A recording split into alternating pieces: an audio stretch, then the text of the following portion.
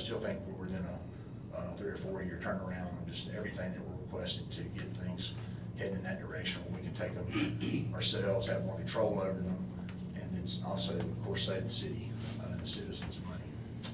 So our main priorities would be, in my opinion, whatever you see here, we want to, of all the things we have listed here, I would still put the asphalt truck as the number one thing that we really need. We have we got a used truck recently and we put our existing hopper on that, and we call it our Frankenstein truck, but it is giving us the ability to do hot asphalt work again, but we still need to really seriously consider getting that truck a new piece of equipment for that.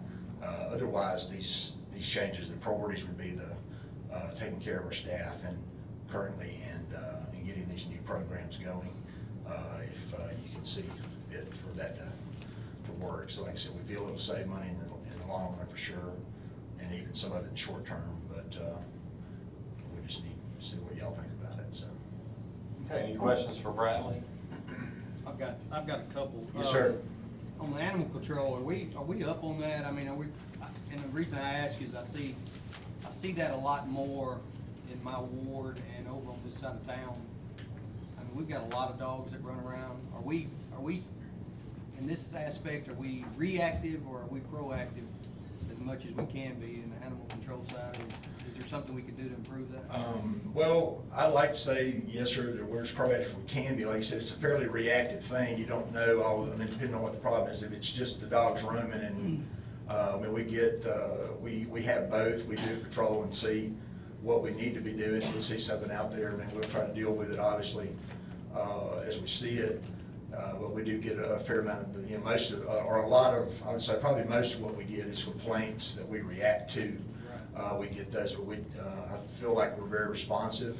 I'm not trying to glorify our, but I mean, Perry and the staff do a great job. They take care of, he cares about the city, cares about what he's doing, and he puts that into his staff too. So I mean, we may be more reactive just because that's the nature of what they're doing, but I think they respond well and take care of it. I don't think we have a lot of lingering issues. If we do, it's because they're working on them. Some of them, if you have to trap things, it takes time. If you have to work through issues with neighbors and things, try to keep stuff out of court, it takes time sometimes. But of course, they spend their fair share of time in court too, doing what needs to be done to prosecute as appropriate.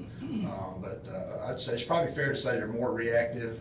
But we do try to, like I said, do patrol and see, especially if we know we have a problem area or something's going on, they try to be out there, stay on top of it and not just let it wait for something to happen. I don't know that completely answers your question, but that's... And I know they are. They're very good at what they do. That was never a question. I just want to make sure they do have all the resources that they've got. According to what I spoke with Perry about this, and I always sit there, of course, talk with him before we do this. And the main thing he requested was the consideration for some increases for some of the people as appropriate. Not necessarily for him personally, but I did put that in myself. I think that's appropriate. But that's, but I mean, just, you know, that was the main thing he was interested in. He feels like they can keep, and he does want to keep doing the training. We're trying to keep that going for our personnel. We had some people step up in training last year. We were able to give them a little increase in a mid-year kind of thing because they were getting additional certifications and so forth. But he is definitely proactive on trying to keep up training and that kind of thing for the people we have in place. And you know, he sees the need probably in the future. We probably will want to request adding an officer and vehicle and so forth. He just didn't think that was necessary this year, so we didn't do that. So, but for what he tells me, yes, sir, I think we're sufficient. And like I said, we just want to keep doing what we're doing because they do a good job. It's not broke, don't fix it kind of thing. But we definitely can always, you know, seek to be better. And I think Perry does a good job doing that. So. And on the public works side, yes, sir. Look, anytime I call, I want to give kudos where they're due. I call and things get done, whether it be a street sign or a bush is cleared from a stop sign. You know, yes, I'm in contact you on a regular basis.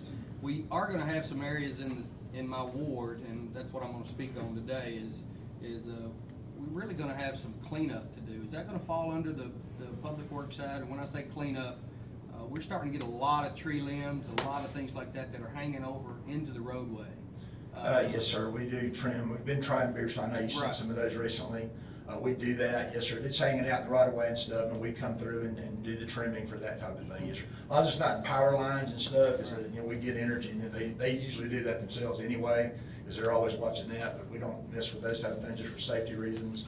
But yes, sir, if it's hanging out over the street, we will come out and trim them up. And I asked them to look like we had talked about. Right. And they had actually already been looking a little bit, just kind of looking around the area to try to get the ones that they could see while they were out addressing the most recent ones that you sent us. So we think we've got everything we need to do that, I mean. Yes, sir. Okay.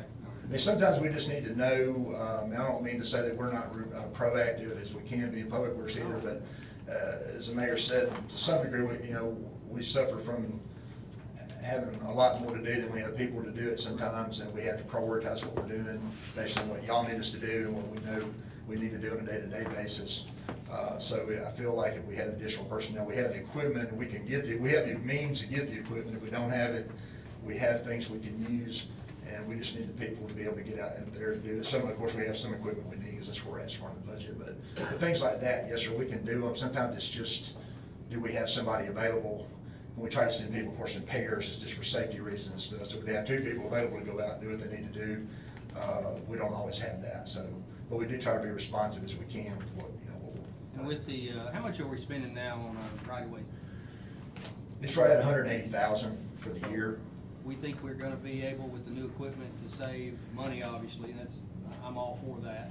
Has that got factored in the maintenance and everything for that same equipment? No, that's my deal. 204 is the contract for the general Okay. right-of-ways. Okay. In my presentation, I indicated that the 6 Okay. new employees will cost us $275. So no, we're not gonna, it's not gonna be, it's gonna be, go up from 204 to 275. And then, and what I proposed was buying the initial equipment, the initial overlay would be in the capital improvement bond. So your net change on an annual basis would be going from 204 to 275.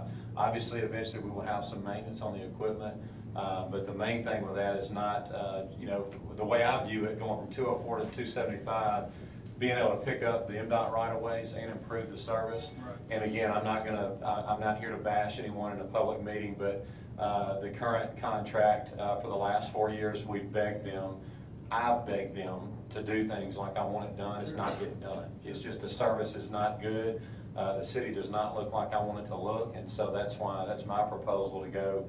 It'll be 275 instead of 204 to improve our service and our look, and pick up the MDOT right-of-ways. Gotcha. And the other thing is those 6 personnel can be cross-trained to work on the streets in the winter as well. Yes, sir. Yeah, absolutely. We can use them for other things. And as Mayor said, we'll just have a lot more control over our ability to do what we want done, what y'all want done. If there's something we've missed, something we can just get out and do. We don't have to wait on anybody else to react to it. We'll just stop and make it happen. Well, a great example of that, again, is during the storm. I know several of you board members were contacting me suggesting that we do something different because we weren't getting it picked up in the right time. And I agree, it didn't meet my standards either, but my hands are tied. I mean, when you have a contract with someone to handle your rubbish, you've cast your lot with them. That's your person. Because the other people, if I'm an outside business person, why am I gonna come help you if you put your money in with another contractor? And that's what we ran into. We just simply couldn't find the other resources. So, again, we've cast our lot with whoever it is that we hire to do it. So if we're not getting the standards that we want, we gotta do something different. And I can tell you right now, the May 28th storm was a big lesson for me because I felt helpless. I mean, we were not getting the service that we expected to get, and we don't have the personnel. I mean, like I said, we're a bare bones public works crew. I mean, we need more people in public works to meet the pothole demands and the right-of-way demands that we have. Yes, sir. I will put a plug in for our guys. They did help a lot. And I'm not talking about me, I'm talking about our guys, Robert and his crews that he had out there during the storm and stuff. They did a lot for what they could do with the equipment we had to work with and stuff. So I just give them, I know that's self-serving, but it's not about me, it's about them and Robert. We just don't have enough Perry, resources. He's the Perry of Public Works. He does a great job of what he's got, and he really cares about what he's doing, so we appreciate that. That's all I got. Any other questions for Bradley? Do you have a question? The one that I had got answered. So. Okay. Okay, thank you, sir. Appreciate it. Thank y'all. We'll go Wes Parks right now. I think Wes is fairly short. We've discussed his heavily, mainly as far as expansion. We've got the tennis pro shop that was at the top of the capital improvements list. And then In the bond also for infrastructure was the resurfacing of Pine Tar Alley, Sunset Loop, excuse me, not Pine Tar Alley, but Sunset Loop and Snowden Lane. Those are the parts that were in my plan. Yes, sir. Take the floor, please, Wes. Thank you, guys. First of all, sorry for the attire. I really thought this meeting was tomorrow, so I got this and my assistants in the back, tagging along today. But this is pretty straightforward. As you know, the mayor asked us to make cuts. I made 9% in the 411 budget, which is what you have. On that first page, in FY18, our focus is neighborhood parks and volleyball. If you approve this budget, we had $75,000 to spend in neighborhood parks, which I plan to do something big in Central Park and Ross Point, and make improvements to the other areas. Big news, I hope, with volleyball coming in the next week or two. I'm gonna meet with the mayor. We have some big opportunities there after I met with some people last week and yesterday. So I hope that blows up like it's supposed to. Tennis, 12 tournaments next year. Had our first one this past weekend, 100 players. On the last page that you have is our revenue through yesterday. We're at 2.3. 4 more tournaments in softball and 2 in baseball to go, with rec, soccer, and football still to come. So I hope if things trend the way they're trending now, this will be the best year parks ever had, revenue-wise. Past this year, obviously, paying for your parks is huge, and we're hoping to get that back so we can make the other improvements. One thing that Wes and I discussed on the capital improvement plan, still keeping the volleyball and the tennis pro shop as the #1 priorities, but then you have Greenbrook, the Greenbrook indoor training facility and soccer expansion, amphitheater expansion. Those are things that we believe would be great starting points, for the Penny Bureau Parks tourism tax. We're able to get that back. That's something that, would be, there should be an enormous amount of support for that. Those are projects that have been requested by the citizens for many years. So anyway, that's kind of how we prioritize that, bump those back, make that contingent upon reinstatement of the tourism tax. Got a question. I'm really excited over the prospect of the volleyball. I think the more I hear, the more I keep getting excited about it. Are we going to or not going to need to hire someone? If we're looking at doing tournaments and making it a revenue and, a revenue source or some sort of a revenue source, would we need to hire a person to be in charge of that? I had a meeting yesterday with a guy. And Is that included in your budget? no, sir. It's not, because our plan at this point was to, there's an enormous amount of interest from volunteers that have experience running volleyball tournaments. So what our plan was is kind of like we did at Greenbrook, to kind of start with a volunteer kind of thing and then see how it goes. And then at that point, we would know more about how that would justify having a full-time person on to manage the volleyball tournaments. Is that the way, that's what we talked about? Yes, Is there sir. anything that's changed since then? Since we last talked, there's been a few more developments that I just haven't had time to get with you. I mean, it literally happened yesterday.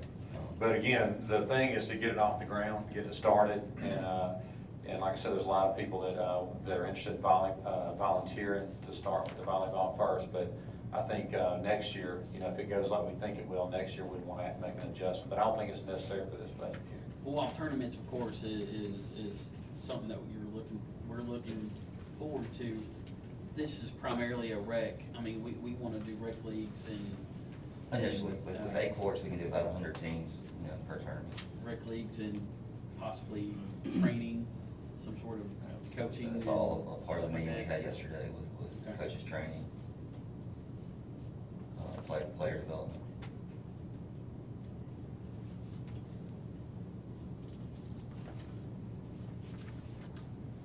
I will add that again, I couldn't help but read some of the dialogue that went on after the last meeting. It's amazing.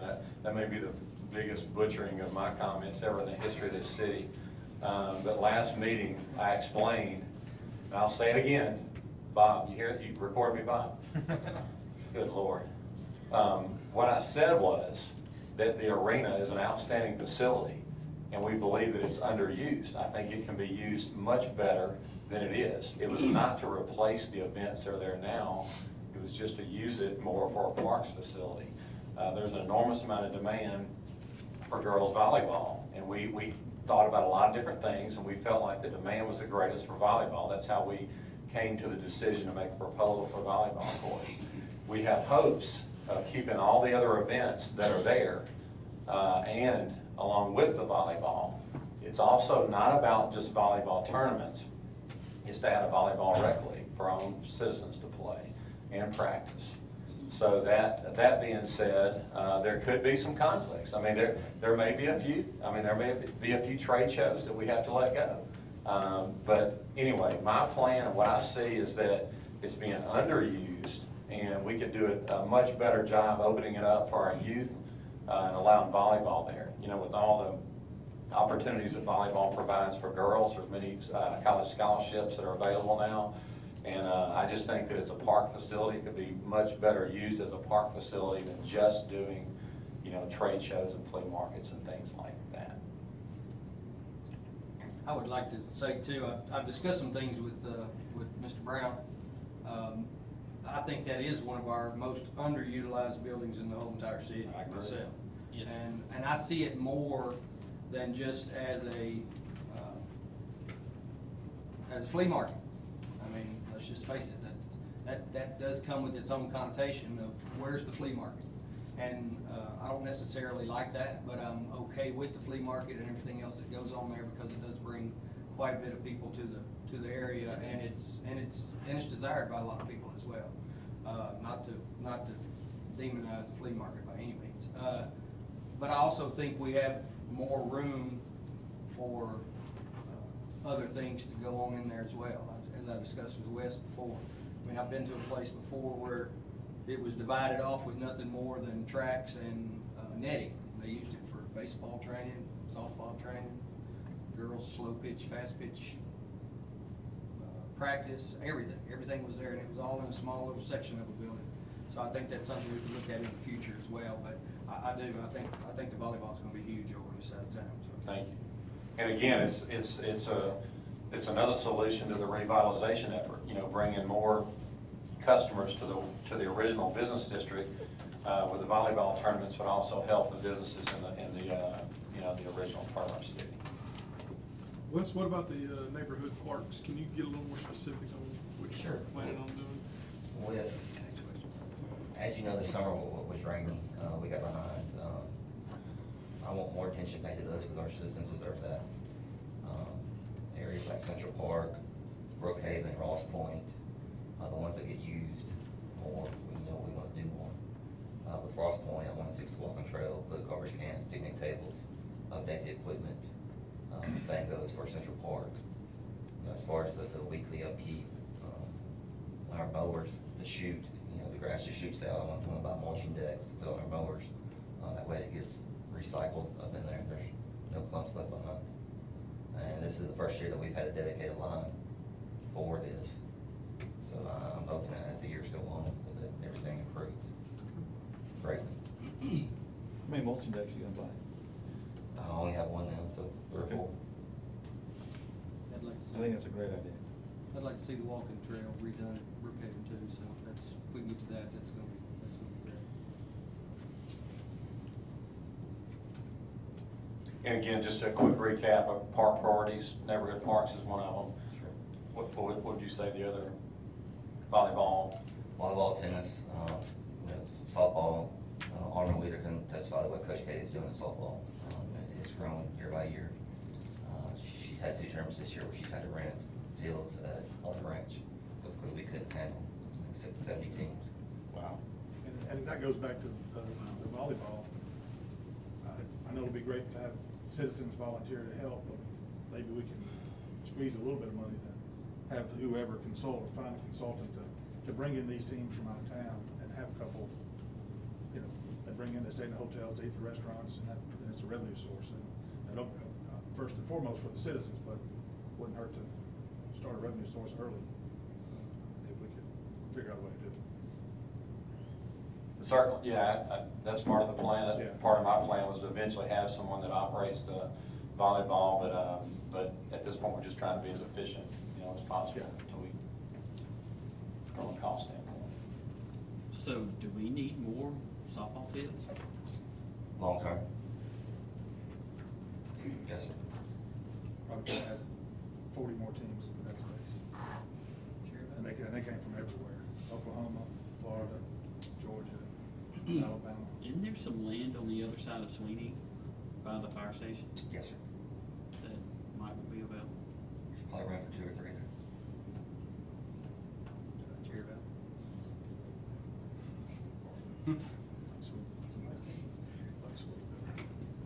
When again, there is part of the, and that's published too, it's written down in what I gave you at the July 6th meeting, but it's been part of our plan to eventually, add softball fields to Cherry Valley as well. And that'd be a good spillover, for large tournaments, we could use that as a spillover. The only problem, and it's just a fact, we face serious vandalism issues there.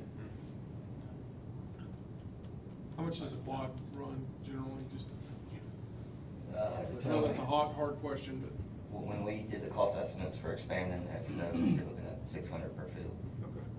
And that includes, your laser grading, your black vinyl fencing, sod, irrigation.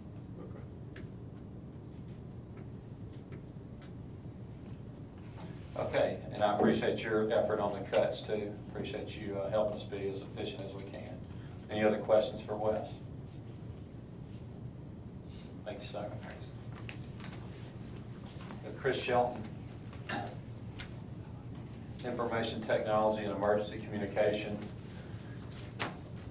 Chris serves a dual role also with our IT, and also he manages dispatch and all of our communications from the city. He helps me tremendously, with emergency type communications throughout the city, so I appreciate that. So.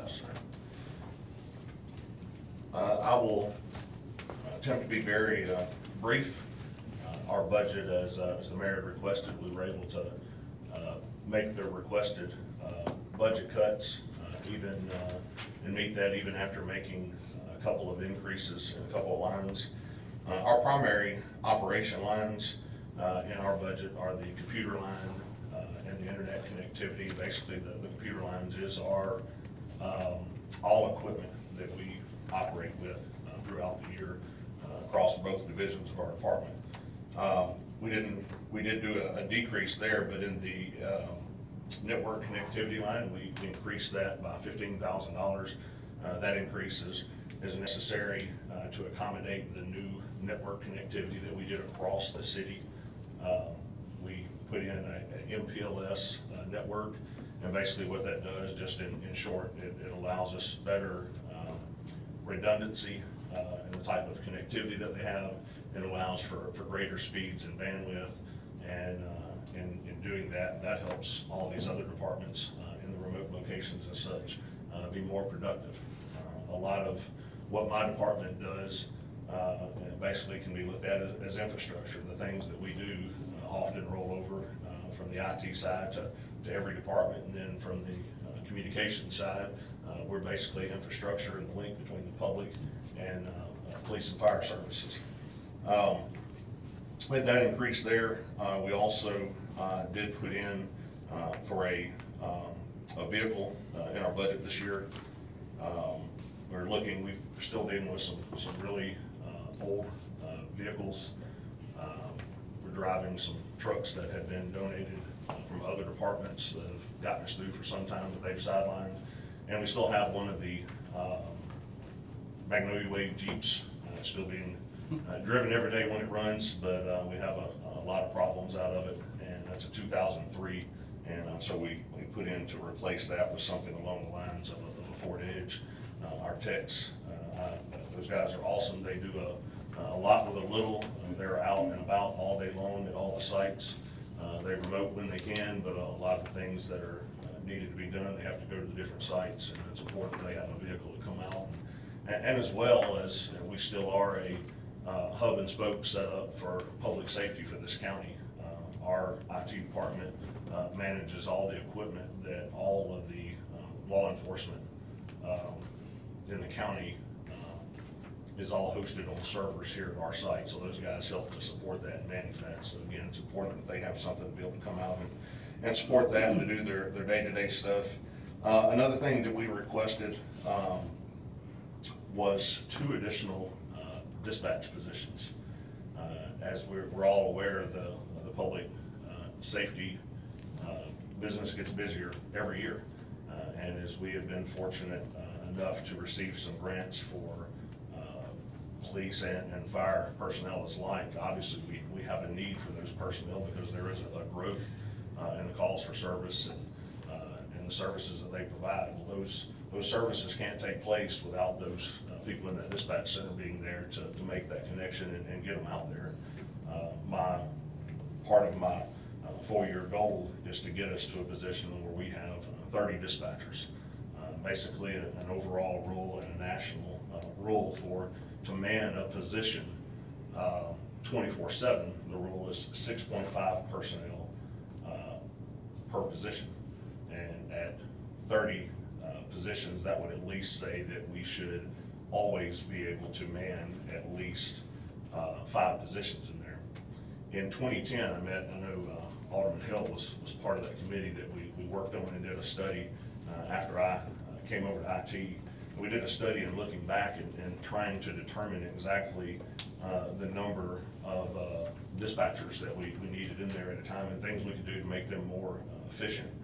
And at that time, we determined that we needed 4 positions, and that equaled basically, one of them would be a supervisor, but they would also rotate in all the positions while they were working. That would be one supervisor who would fill one of the 4 positions, but the 4 positions would be basically 2 call takers, 1 police dispatcher, and 1 fire and EMS dispatcher.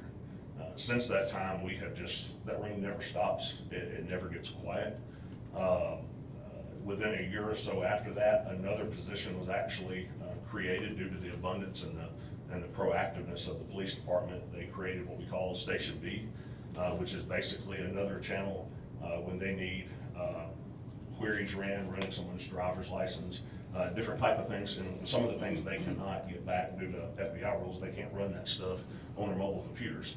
So in order to free up the primary channel so calls could still be put out, people could call for assistance as they needed, this other position was created, and it stays live most of the time. So basically, in a sense, we created, even with our projections in 2010 at the business we were then, we would say that we needed 5 positions.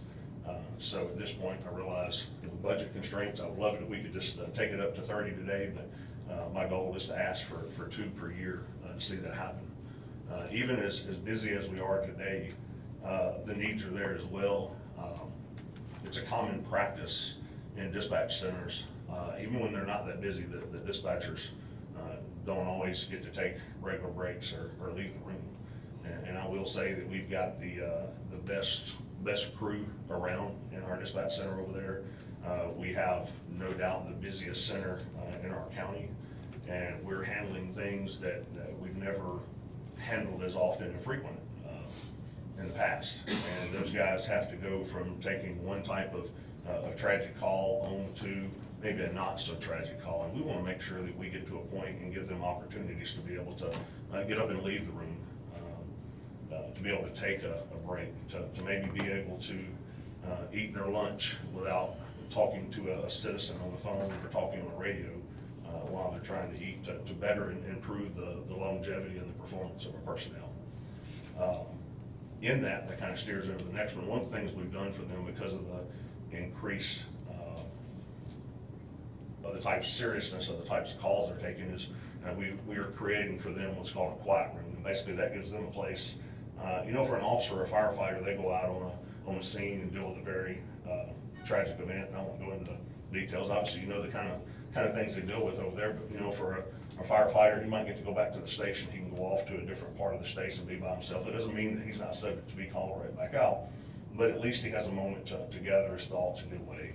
A police officer, he can leave, get in his car, drive somewhere else. Or our dispatchers, since we are completely out of room in that entire building for both communications and the police department, we still needed to come up with a place for them to go. So we've converted their locker room into a quiet room. We're in the process of getting some furniture in there, and it's it's about a fifth of the size, it's a small closet. But it'll give them a place to go and get to and get out of that room. But even at that, that's gonna be really hard for them to do without additional personnel. We won't be able to afford them that. And again, it's gonna continue to grow. We're gonna continue to get busier. You know, hopefully the economy keeps going like it is. We continue to build houses and our citizenship continues to grow.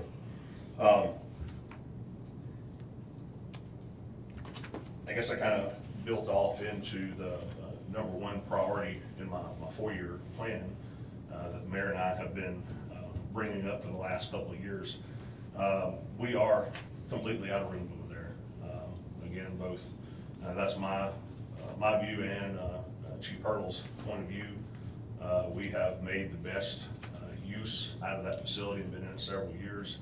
But it has served its purpose, but it's just not an ideal facility, at this point for a police department or especially an emergency communications center. We've been very fortunate to dodge the bullet with some of these storms that have come through. I can recall when the tornadoes took out all the warehouses. I remember being on the phone with Chief Long and him actually screaming for us to get out of that room and find a desk to get under because we thought the tornado was going to take out the building. That's what we live with. That's part of life, but I believe the public expectation is if that tornado comes through our city, we're going to continue to provide the same level of public safety service as we did before the storm came through. So I ask your consideration and just to keep out there on the front. Working with the mayor, we're kind of looking at maybe a 2021 timeline, but a consideration of building, it's been talking about it as an high-tech facility, something that would hold our IT infrastructure and the 911 center. It would also hold an area with a room in it that could serve as an EOC, an emergency operations center, so that when we have that major event in the city, it's a place where operations can be ran out of, a place where the fire chief or the police chief, Public Works, the mayor, Chris, Andrea, others can come in and we can all work together, but we would all each have our own spaces. And of course, I believe that we should get the best bang out of our buck when we built that. We would build that part of the building, something that's multifunctional. We could use that for training at other parts of the year when it's not being used for that, and basically have the equipment that would be needed as an EOC, be stuff that could be rolled out and placed in place when it's not being used as a training room. Again, the dispatch center would be something that would be built. We're going to continue to have growth, but eventually we're going to need more positions than we have available today. We don't have the room for that over there. In talking with Chief Hurdle, and I won't allow him to share some of it too, but basically he has the same concerns and the same issues. So he and I are looking at this collectively as to see, can we find a grant? Can we find some outside funding source that maybe says we could build a facility where the ITech Center and the police department would still be in the same facility. There are some benefits to us being in the same facility for some of the roles that we carry out today, and even housing of something as simple as our warrants. You know, we don't want to serve a warrant on someone without knowing we have that physical hard copy in hand. If that warrant is sitting somewhere on the other side of the city, that's a whole other challenge. So we're just kind of looking. Initial plan was an ITech facility, but now we're looking for something along the lines of if we can find some grant funding in the future, maybe we need to look at a way to expand or build a new or better secure and expand the police department and the ITech Center. In addition to that, as you know, there's been some things occur with our employees' personal vehicles. We're subject to that happening, even city vehicles, but there's really little to no security over there like there should be. And in today's stances, our dispatchers after hours, they're there, and often they may be the only ones in the building. And no disrespect to Bob, but so Bob can do his job and write down everything I say. I won't go any further than that, but there are serious security concerns in that. I've walked out the front before and literally had a car drive up in the parking lot that somebody had just shot his window out, and the suspect vehicle was going the other way. We've had armed people show up over there. So lots of concerns, and just ask that you keep that in mind as time goes forward, that there are some things we want to look at there. Another one of 4-year plans is kind of along the same thing. we're having a lot more major events in our city involving public safety that often require to be on scenes for lengthy periods of time. We're gonna be looking to see if we can come up with some type of federally funded grant to maybe one day have a large-scale command post.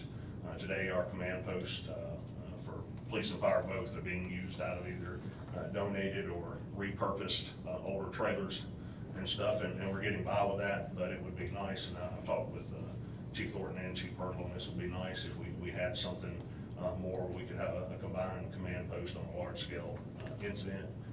And in that, we look at bringing along the line of being able to dedicate when those events come. We'll actually dedicate what they call tactical dispatchers.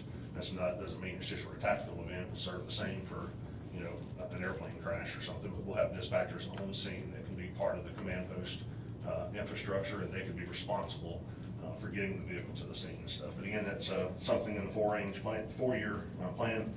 Also in the four-year plan, we just want to continue to upgrade and stay up with technology on securing our network and our IT infrastructure. And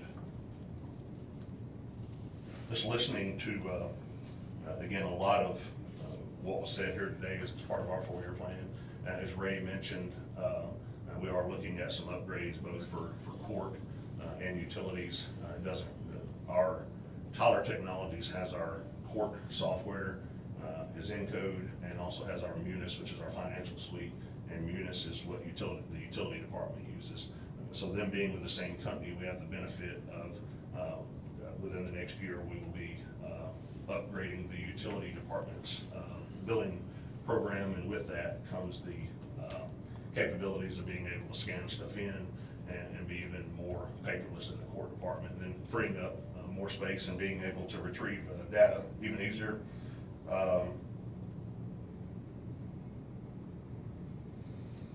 And the last thing, I just kind of wrote this down as Wes was talking.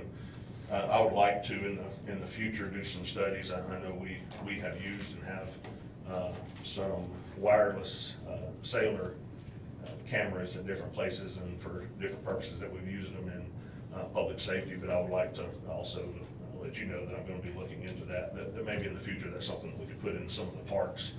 You know, some of the things that are out there, some of the cameras that we've used today are in some of the parks are older technology, and again, it may or it may not deter the crime, but it may help us solve a crime when someone goes out and destroys stuff in our parks. Yeah, I think that's a good idea. Are there any questions for Chris? Chris, I got a quick question. Explain to us real quick just the differences between your Tech 1, Tech 2, and your admin position, and what kind of problems that they Yes, sir. do throughout the city. Okay. Of course, you know, as each level goes up, they inherit the responsibilities of the level below them. The Tech 1, we have one Tech 1 personnel today. They basically do desktop support. They roll out new desktops, a new computer comes in, person gets, even with the best virus out there, we're going to have viruses, we're going to have infected machines that need to be rolled back or reloaded. Printer support, basic troubleshooting, you know, basically everything starts with them. The level 2 tech, then, of course, they have a greater role and have a better knowledge, a greater knowledge of the networking requirements and the server maintenance, and being able, especially with our MPLS network, we have greatly increased our need for knowledge and the things they do, even though it's more stable. It requires a lot more knowledge with the type of network that we're running today. But they take the same responsibilities as a level 1 tech, but they take it up to managing the servers and things like that. And then, of course, the administrator will be the person who runs the day-to-day operations. He assigns all their tickets, and then he inherits and also takes tickets as well, and follows up to ensure that each of the other positions are doing. So we have one level 1, 2 level 2s, and then one administrator. And then, of course, the administrator and often the level 2s work with me on projects with the different departments. We have a meeting, it seems like every day, with at least one of the departments in and those guys all come in and share their side, because so much involves technology today. Any administrators doing troubleshooting also? I mean, Yes, sir. there could be problems throughout the Yes, day sir. as well. You have one administrator? Yes, sir.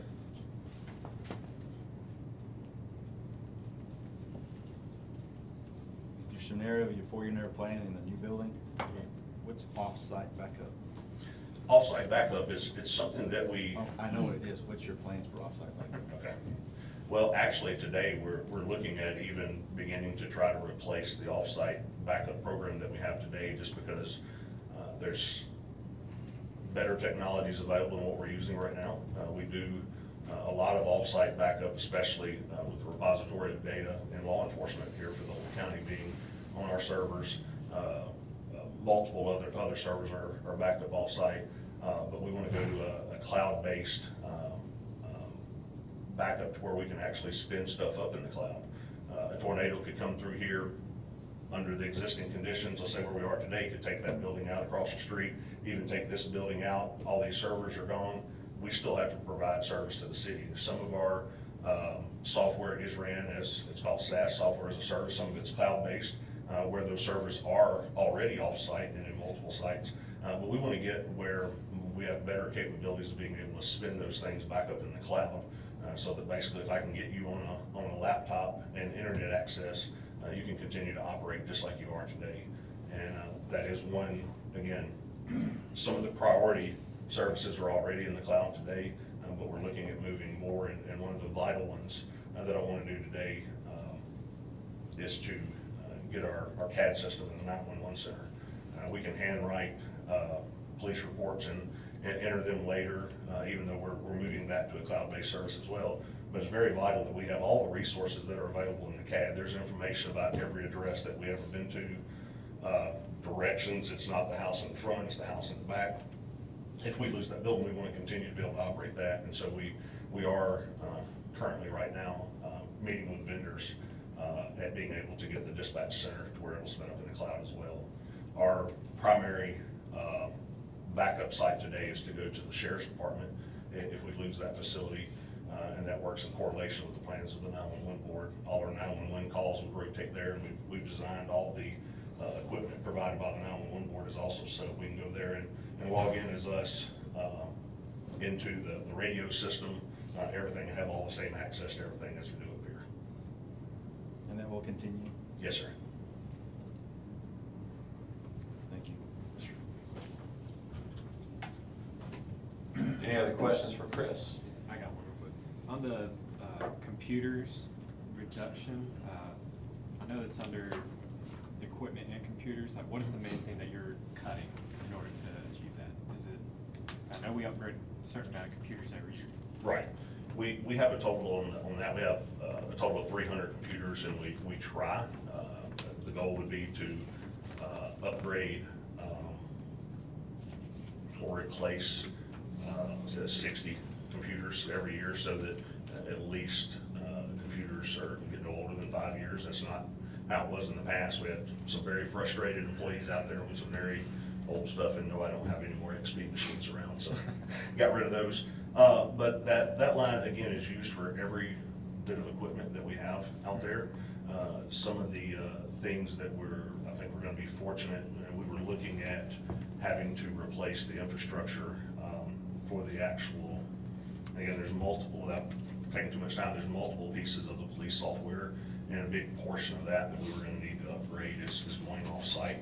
We're actually, a couple of us are gonna start training the officers over the next couple of weeks, and we have 2 predicted go-live dates, but for the records management system, we're moving that to a different vendor and going to the cloud with it as well. Okay. I just want to make sure we're not falling behind in like cybersecurity. No, sir. You know, No, just sir. how- Gonna keep all that up. Cool, thank you. Yes, sir. Has your budget increased to 3%? Is it? That was before I had met with the mayor in his presentation, and I agree with his recommendation over that.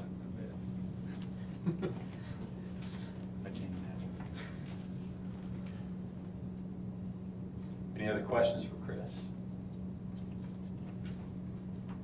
Thank you, sir.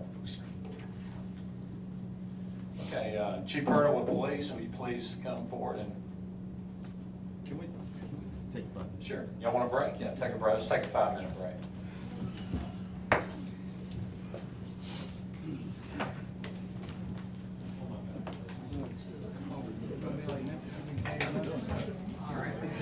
Morning, Mayor Board. On the list of priorities for FY18, of course, first is raises for all of our staff, and I understand that that is being addressed. So I'll move on from that. I have requested additional manpower in the form of 6 additional officers, which I have applied for a federal COPS grant, in hopes of getting that grant to help offset those expenses. But we need the additional personnel. The plan is at this time, we take 4 of those and supplement and add those to our existing street crime division, and comprise the street crimes and gang task force together for a total of 8 personnel in that unit. And that unit would be used specifically during the peak times of the day to address specific crime areas, whether it be in subdivisions or in a particular industrial or commercial area, in order to help try to free up our patrolmen to answer other calls and maybe get into some more proactive patrol. Then 2 of those would be utilized to go into the bureau's investigations to help handle their increase in cases over the past few years. Also requesting 2 civilian personnel. One of those would be an evidence, kind of evidence / crime scene tech. Their responsibility would be to handle the evidence room and property room, delivering evidence down to the crime lab for analyzation, picking it up, bringing it back, keeping everything logged in. At this point, we have an officer that is responsible for doing that, and it just makes sense that we can save some cost with a technician, a civilian technician, versus an officer, and it would free that officer up again to actually handle cases at that point. Also requesting 1 clerk for our training and support services division. They would handle all the paperwork for those 2 divisions, which includes registration for classes, helping to get lodging, things like that completed. Right now, again, our captains are actually handling that task. And if we could free those up, then that would give them more opportunity to do the services and patrol in their special divisions that we need. And with these civilian positions, that's pretty much going to be what we're going to try to focus on in the future, is incorporating more civilians into our staff.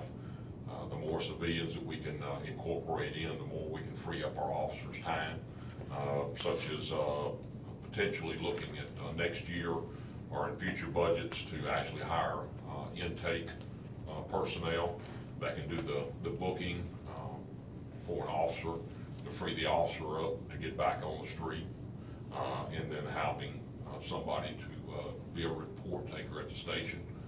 Right now, we're utilizing any light duty personnel assignments that we have. That's what they do, but if some of the shifts don't have light duty or personnel on light duty, so they don't have anybody to help take those reports when they come to the station, so they have to call an officer in off the street in order to take those. So for the future, that's kind of where we're wanting to go, is to start hiring some civilian personnel to do the task that they can do that would free up an officer, the officers that we have now, to give them more time back out on the street and to help patrol. Also for our future budgets, just like Director Shelton talked about, he and I have been discussing an additional building. We are completely out of space at our current facility. We've got captain's offices that we're actually using to store equipment and such in, because we have no additional place for storage or officers. In fact, the civilian clerk that we've got in our budget request for Training and Support Services Division. Don't know where we're gonna put them yet. We're going to find some place in a corner that they can work off of. But we're in dire need of a larger facility, and instead of buying or trying to construct two buildings or have two separate buildings, I think it's best served that we incorporate, just like we are now, emergency communications and the police department, keep them together and just make one building that would be suitable for both, that would serve those needs as we need. Like Director Shelton said, there are some things that we have to work hand in hand in, such as when our officers serve a warrant, our warrants are housed in dispatch at this time, because that is manned 24/7. The officers do call to make sure that there is a hard copy before an arrest is made. And then when they're transported, they have to go get the warrant to serve on that individual. So if they're at a separate location, if we're here on the west, and if they were in the east, then an officer would have to make a specific trip out east across the city to obtain a warrant. So we think it's just more feasible that we keep our divisions together for purposes such as that. Also, at this current time, like Director Shelton said, our building doesn't provide the best in security. We need to have our vehicles secured, our patrol vehicles secured, as well as our personnel vehicles. There's a lot of things that we feel like that needs to be done to prevent any terrorism attacks that would probably be unfeasible to try to do with the existing building just because of the cost. So looking at those, we would like to, or we've been working together in order to approach the board in future budgets about the existing building or getting an existing building built for us. Would also like to look at expanding in the future our training facility, probably at the range where we have the property at this point. We've been hosting several classes where we're bringing training from the outside in and getting our officers training, not only our officers, but officers from other agencies trained as well. What that does when we host a class, that helps us to cut our training costs, because when we host the class, a lot of times we receive discounted or free slots that we can get our officers trained for free because we host that training. Right now, we're utilizing Bank Plus Training Center on Moore Drive. They've been very gracious in allowing us to do that. But at the same point, at some point, I'm afraid we're going to wear out our welcome if we overuse it, or there could potentially be a scheduling conflict where we're trying to get training in and they already have something set up. So I would like eventually for us to have a facility where we can do our own training in-house and have ample room for classrooms and the activities in that training. Also like to, in that, be able to get a place where we can set up our FATS machine, the shooting use of force software and equipment that we bought last year. We'd like to get it set up permanently so that once it's set up, it can be utilized effectively on a daily basis. Our officers wanted to stop by and go in and get a little extra training on that. As it stands right now, it's the system has to be set up to be used temporarily and then taken back down because of all the other things that's going on at our range. And other than that, that is our biggest priorities and priorities for the future and the direction that we're going to try to take our department to. Thank you, Chief. Are there any questions for Chief Pearl? Chief, would more of the sky cameras, or would that help in covering some areas of the city at all? Absolutely, it would. As Director Shelton and Wes talked about, we're looking at potentially trying to look at the cost of getting those set up in all the parks. We think that would definitely be a benefit to the city. Not only is it typically a great deterrent because it does have blue lights, so they know that that's our cameras sitting there watching that particular area. But it also has a potential of solving a crime if somebody goes ahead and perpetrates a crime at that location. Is that grant money that's available for that you're aware of? Not that I'm aware of. We can look and see. I guess I'm asking in regards to something similar to what the city of Memphis is doing with their neighborhood cameras. Yes, sir. Actually, we've got we're getting a meeting set up, potentially for either this week or next week with our warehouses. And getting them in contact with SkyCop, which is the same system that we buy and that we utilize. And they've expressed some potential interest on actually purchasing those or leasing those for their properties, which will help us, and that's what's going on in Memphis as well. A lot of the industrial areas have gone in and are leasing those to help with their crime. Okay.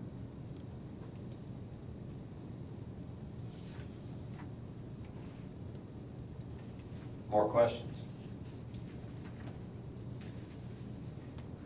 Thank you, Chief. Thank you. Chief Thornton with Fire, please come forward.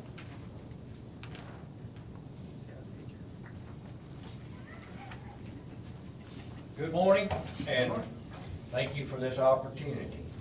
We'll keep it kind of short and simple. I trust that each one of you has a copy of our proposed budget. Is that correct? Yes. Okay. So there are certain pages that I will ask you to go to, and the first page will be page number 5. First of all, I want to let you know this is our operation budget. This does not include any salaries. So this budget was also presented pre-SAFER grant. So the SAFER grant has not been included in this budget. There will be some things that we will have to spend out of this budget. We will reappropriate some of the funding and just simply move it to the categories where we need to move it. We do not have budgets for uniforms for the 12 personnel or turnout gear for the 12 personnel. But I'm not asking for any additional funds. We will have an adequate budget and we will be able to absorb those costs. On page number 5, I do want to point out, we do a 5-year study. We try to keep that running. In the last 5 years, our fire suppression division, the call increase has gone up 68%, and our EMS division has gone up 32%. And in that time period, we have not really added extra resources, and it's getting difficult to provide the services. So with the SAFER grant, we get 12 more personnel and we get another engine company. Well, that will be a resource that helps offset the increase in calls. On the EMS side, we have not had any additional resources, and we do not have any proposed in this budget, but we would like to point out, we know what our high call volume times are. We know it per day of the week. And at some point, we might make a recommendation that we either put a 5th unit in service or we put a 5th unit in service for maybe a 12-hour period for those peak days and peak times. So those will probably come in next year's budget. And those will just be for proposed resource increases. When we get into the operational expenses, everything that you see, with the exception of one category, if the numbers are black, that was a fixed cost that we could not reduce. If the numbers are red, it shows the amount of money that we're asking for, and it shows the reduction in that particular category. Of importance, we would go to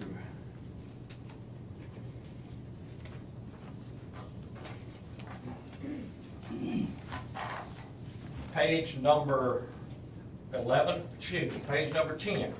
That's our Fire Prevention and Inspection and Education Investigation Bureau.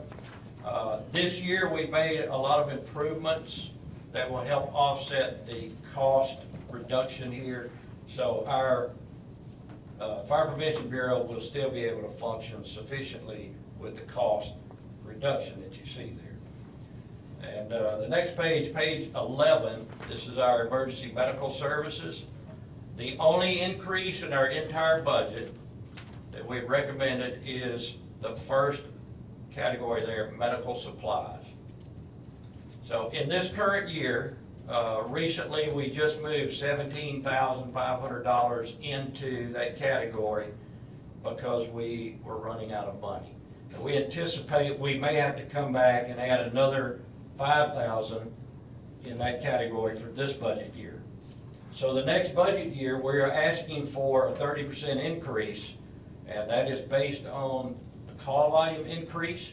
It is based on the cost of medical supplies, and it is also based on the fact that we're making more cardiac arrest, and we're making many more overdose calls, heroin addiction calls, and the cost of those particular calls has gone up significantly in the last year.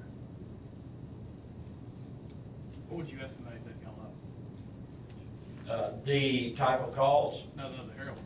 the heroin, we haven't pulled the stats, and they're very difficult because sometimes we get there and the patient may be in cardiac arrest, and we initiate CPR and cardiac protocols, but it may be related to an overdose.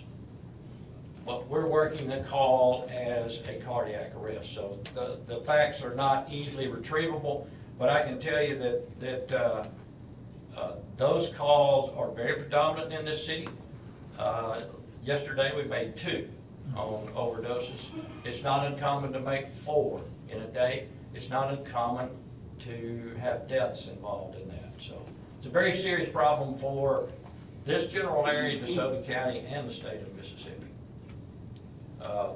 Narcan is one of the drugs that we use to counteract the opioids, or opioids.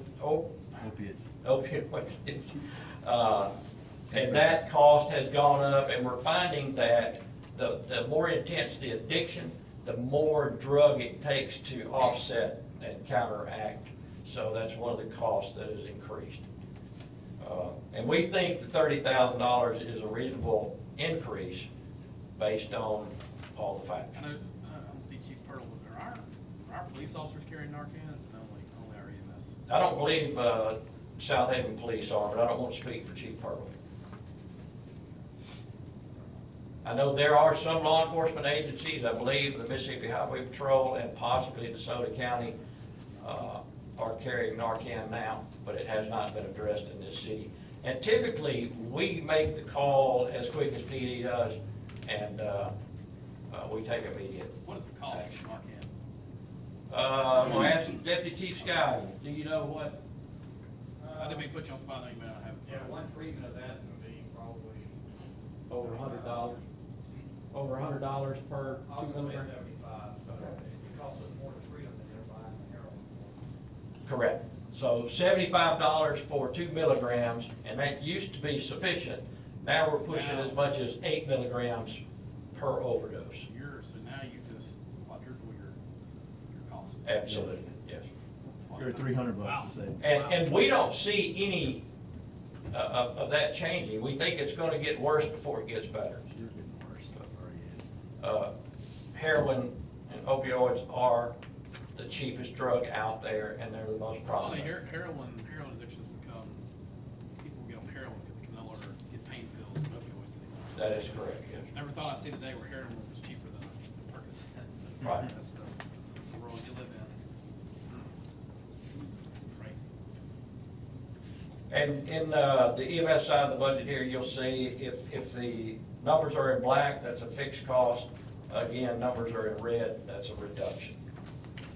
So overall, the mayor had asked for us to reduce our budget, our operational budget by 7%.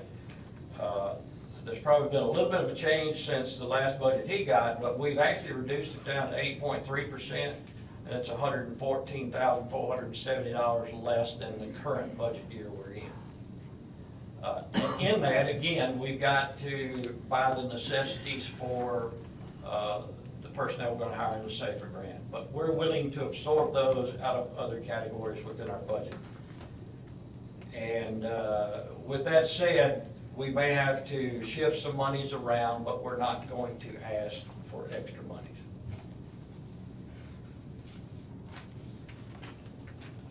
Someone mentioned an aging fleet earlier. I will tell you that overall, I think the fire department has the oldest staff vehicles in the city. Our training officer drives a 2003 F-150 pickup truck.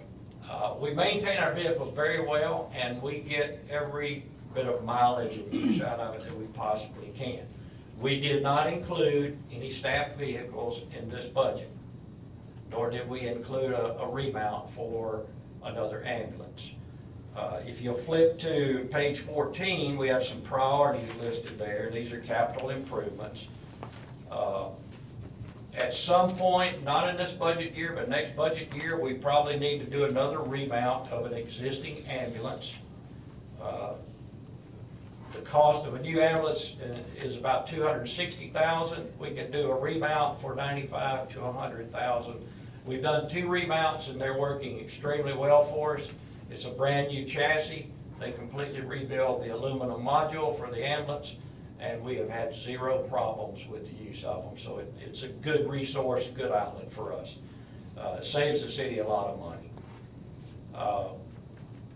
I skipped priority 1 simply because we have a SAFER grant, so we're adding 12 personnel, which will give us a lot of options and services that we provide.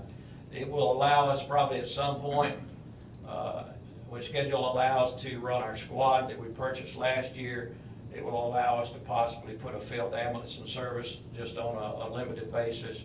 And obviously, it's going to allow us to cover the southern portion of the city more efficiently. Priority 3, I suggest, and the mayor and I and Chris have had many conversations about this, that we try to acquire the land for station number 5. Do that prior to the 2 or 3 years out, so we have the land purchased, the spot is there.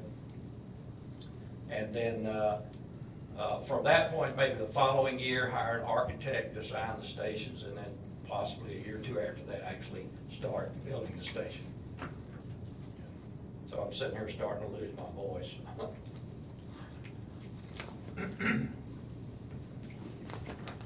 Obviously, we would like to build a station as soon as possible, but I think the realistic plans are 2021 or 2022.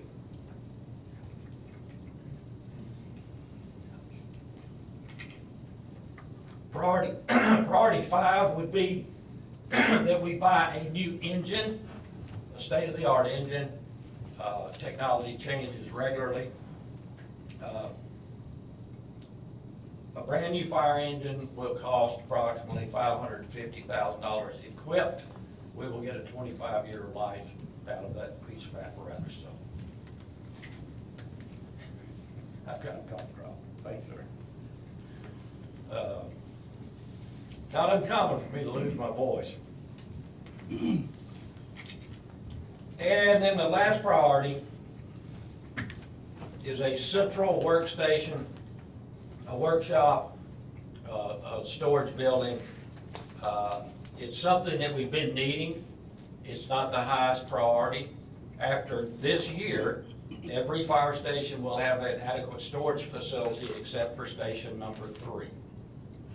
Station number 3 houses the most equipment, the most specialized equipment, and it has really no storage whatsoever other than in the bays. So you'll find lawnmowers and gasoline stored there, along with foam that is used for firefighting operations, and all of our dry goods for supplies for all the stations and the maintenance of those stations. That's the central storage facility for that. So we're really in need of that storage facility. I would even propose that instead of spending maybe $300,000 in 1 year, designing a building that could be built in sections, so you build maybe half of it one year, and then later on, you add on to it and build the other half for a future budget year. Unless we're gonna do this with a bond issue, which I assume it could all be done at the same time. But we are willing to work, and have different opportunities for making all of these priorities become reality.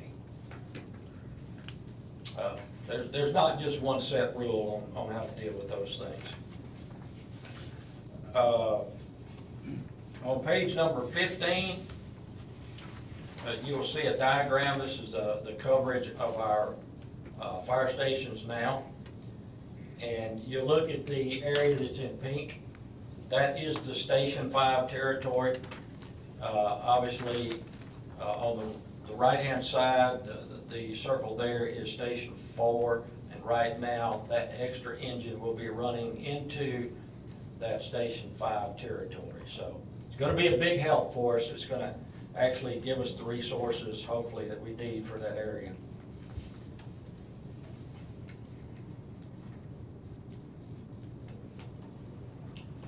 I would like to thank the board and the mayor for the consideration for our employee raises. I think it's going to be a real morale boost for our department, our entire city. And I would like to compliment my personnel. I have excellent staff, and I have excellent paramedics and excellent firefighters. We have some of the best that are in the industry working for this city. And I'm proud of everything that each one of them do on a daily basis. Thank you, Chief. Any questions for Chief Dorn? I will add, as it relates to capital improvements, obviously Station 5 is, as Chief mentioned, is one of his largest priorities. It's one of our largest priorities as a city that we work our way there. We made a huge step towards that and acquiring the SAFER grant to allow the personnel that will, because that was the biggest issue. The building itself is not the biggest issue. The biggest issue is, you know, the cost of about $900,000 every year in the operational budget to have it properly staffed. So we felt like we made a lot of progress getting the SAFER grant, making the proposal in this budget, you know, to have those 12 new personnel. As to the building itself, we have been in the process of searching for the land. Chris Wilson, Chief, and I have been working on that for about a year and a half. We'll continue to do that to find a location. Obviously, we will not construct the building until, you know, 2020 to 2022, somewhere in that area. Right. But we are actively looking for the land at this point.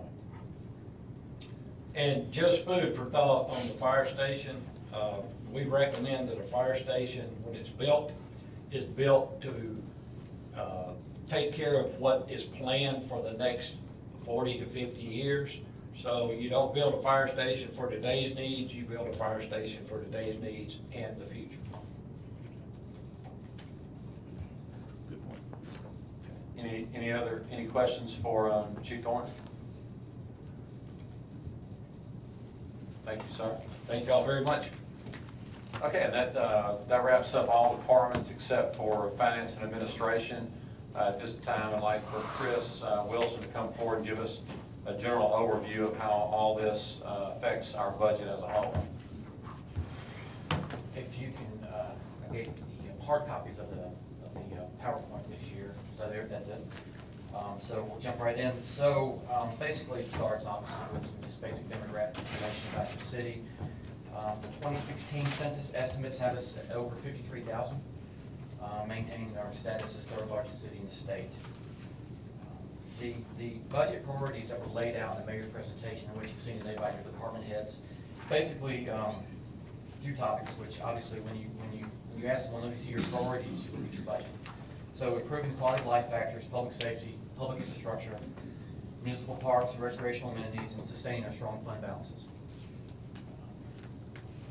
So the draft that is also in the front of your book, and after meeting not to the mayor with department heads and the mayor on this multi-month process, the budget presented will be balanced.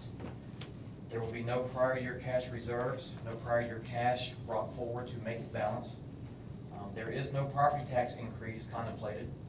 There is no utility rate increase contemplated, no sanitation rate increase contemplated.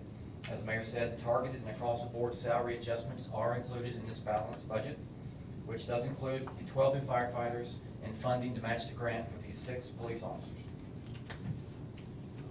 The next slide, you'll see just comparison of 17 to 18. The 18 budget is $3.5 million higher, but that's attributed to really the foundation of the 18 budget, which is that $6 million bond issuance that we'll talk about in a little bit. You see the dramatic decrease in your tourism fund, which obviously is the simple loss of revenue and expenses along with paying for your parks. Your full-time employees by area, 62% of all your employees are public safety. And then you can see parks 10, and actually info tech and dispatch, you know, for budgetary purposes, dispatch is broken out of this, but when you look at total budget, public safety, they are involved in that as well as court. So when you look at your total budget by fund, 67% of your total general fund budget is general fund. Again, tourism now is right at 1%. Debt service is 11. That's your annual debt obligations on your GO payments. Utility 17 and sanitation 4. The numbers we are receiving from the county, I think some of the supervisors have mentioned, we've seen an uptick in assessed valuation that directly correlates to our increased revenues in property tax. You will see the dip down in 15. That's when some of the properties rolled off, and the pilot with TVA, this plant down here was put into effect, so it came off the property assessment rolls. But you'll see that we're getting back, the assessment is growing. Next slide shows just kind of where we are as assessed valuation countywide. You'll see that Southaven remains the highest valued city in DeSoto County. The next chart is simply the municipalities in DeSoto County equate for 79% of the total assessed value. The rural, 21%. Again, the cities, 79%, the rural is 21% of the county assessed value. The next slide shows a breakdown of your average Southaven homeowner and the 3 taxing entities that they pay into: city, county, and school. The city tax comprises 31%, the county 32%, and the schools 37%. So of the 3, the city taxes are the lowest portion that homeowner pays. And speaking of property tax, you'll look at our tax rate has remained flat since 2009. No increases, and that 2009 actually came after a 1 mil decrease in the previous years. And again, no tax increases are in this budget. Next chart, you'll see where Southaven rates, our tax rate is, one of their jurisdictions within DeSoto County, with Southaven not being the highest municipal tax rate in the county. We are number 4. Correct, is that correct? We are, well, Horn Lake at 46, Southaven at 43, but the county School, and the school. school are, yes, sir. Yeah. And by the way, there is a lot of misquotes related to that as well. Southaven is not the highest tax rate. And that would apply to car tax as well. We would not therefore have the highest car tax in the county due to car tax being assessed based off your millage rate. Millage rate by allocation. This means basically every dollar that we receive in property tax, 70 cents goes to general fund and 30 cents goes to debt service. Now this next one's important because you'll see the general revenues by source. So our property tax is 42%, which is 10% higher than our sales tax, which is a good stable. In years past, our property tax is a greater portion than our property tax. So our property tax, which is a more stable form of taxation, and revenue projections are actually 10% higher now than sales tax. That's not an indication of declining sales tax, it's just the property tax is now growing and is stabilizing. As you'll see in the next one with our annual sales tax revenue, you'll see that again, it spiked in 16, that was due to receiving the Tanger money. We budget again for about 13.8 for 18. You'll see the orange line is our budget and the blue is the actual revenues received. So you'll see, again, the big spike in 15 to 16 was the impact of Tanger. Those funds are now part of being recouped by the Department of Revenue, through MDA, through the incentive programs, and we're not receiving those. So that's why we dip it back down in our projections. Chris, I got a quick question. Yes, sir. Are the projections on the Tanger revenue, are they meeting what the MDA was thinking? We have no idea. We, We know that when we talk, and the mayor can speak on this, that Tanger will tell you they're meeting their projections, not exceeding. DOR is not giving us the information we request on the projections. And We to are- add, to add to that, if y'all recall, the tourism rebate program is not just the city's part of the sales tax, it's the entire state's portion also, with a piece of that broken out for administrative cost and such. But Chris has requested that we know how much annually is being applied to the rebate, and they've not been able to provide that information. We do know from the representatives at Tanger that they are exceeding sales expectations. well, good. I guess, I mean, I would think that they would be keeping up with it at some point, because at some time the state is gonna say, hey, Do you get the money? when are we gonna get our money? You know, because right now the state's, it's going to the public financing portion. And they're just not, Well, yeah, I mean, you make a great point, we gotta have that, we gotta know when it's paid off, so. right. That's the thing, that, and this is not new, Chris has been struggling with this. They with them. initially said 300,000 a month is what's going toward the payment. And I would assume, just based on our numbers, that does include some going from the state. So do the math, that's, under 4 million a year. We know roughly 38 million went to the program, so you're looking at 9 or 10 years of repayment. Actually, it was not, it was about 30, yeah, because the initial was, Okay, so it was projected to be a $115 million project, but they didn't do some of the out parcels, so actually it turned out to be about a $100 million project. The rebate program was at 30%, so it's actually about 30 million, so it's not quite from that. 8 years, and based off of what they initially told us. Now, we haven't seen any documentation that shows that. We've requested that, and we'll continue to do so. Yeah, we need that information, and we're trying to get that, yeah. Okay. The next slide, you will see, Let me interrupt you just a second. It is important to note, being the first time that the city of Southaven used the tourism rebate program, and one of the few times it had been used for a retail development, we all had concerns about what impact that would have on our total sales tax revenue in the state. So it's important to note that even with the Tanger money gone, we're still seeing a slight increase in sales tax. So the transfer tax that we Yeah. feared did not happen, so that was good news. What we're seeing is we budget 13.6 this year. We had 2 months in FY17 where we did receive the Tanger money, which is why it spiked at the early, in the first quarter of 17. But that's why you'll see it budgeted. Actually, we still budget a modest increase up to 13.8 from 13.65. So the transfer loss, which again, you see our population growing. You see, goes back to the permitting that Whitney talked about. We're seeing increased population, we're seeing increased housing. So that's mitigating against any potential transfer loss of monies going from one location down to the Tanger. Yeah, Plus, that- Tanger's still bringing in a lot from Well, and that's outside Southaven. also, I mean, Yes, they with are. the big boxes that they're closing and things like that, that's including that too, so, I mean, Good I point. would say that's a very positive thing. Well, I also asked, just because I'm interested in knowing how ours is doing within the rebate program in comparison to the one in Pearl, just outside Jackson, because they did the rebate program as well. And I was wondering if they were on projection or above or below, or, how their sales were doing versus ours, just. Yeah, we again, we need that data, we don't have that, Right. we need it.